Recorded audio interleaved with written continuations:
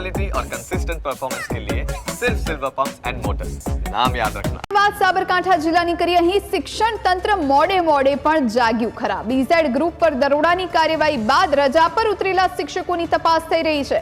BZ સહિત અન્ય Ponzi scheme દ્વારા વિદેશ પ્રવાસને લઈને તપાસનો ધમધમાટ થઈ રહ્યો છે।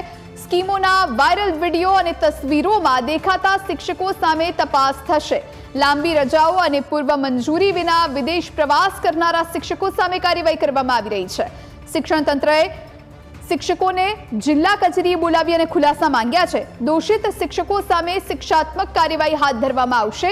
2 સપ્તાહથી શિક્ષણ વિભાગની ઢીલી નીતિ જોવા મળી હતી।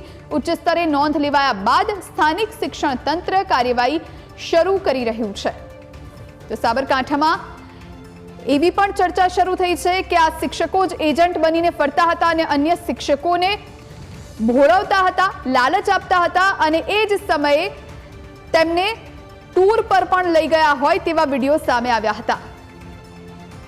આ વિશે વધુ જાણકારી માટે સંવાદદાતા પાર્થ આપણી સાથે ફોન લાઈન પર જોડાયા છે। પાર્થ, હવે શિક્ષણ વિભાગ સક્રિય બન્યું છે અને જે શિક્ષકો આ પોન્ઝી સ્કીમમાં જોડાયેલા હતા, એજન્ટ બનીને ફરતા હોવાની પણ જાણકારી હતી। હવે આ શિક્ષકો પર કાયદાકીય કાર્યવાહી હાથ ધરવામાં આવી રહી છે, ખુલાસા માંગવામાં આવી રહ્યા છે। શું વધુ માહિતી?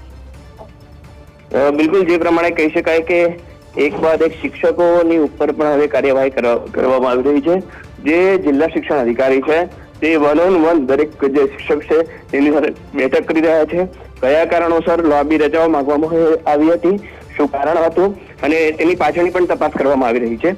જે શિક્ષકોએ કેઝ્યુઅલ લીવ લીધી હતી કે જે શિક્ષકોએ કેઝ્યુઅલ રજાઓ લીધી હતી તેમને નોટિસ પાઠવવામાં આવશે। ખાસ કરીને કેઝ્યુઅલ લીવમાં જે સૌથી મહત્વની વાત એ છે કે જેમને વિદેશ અંદર પ્રવાસ નહોતો લખાયો, કારણ કે વિદેશ પ્રવાસ જવું હોય તો તેના માટે વિદેશ પ્રવાસ લખાવવો પણ જરૂરી છે।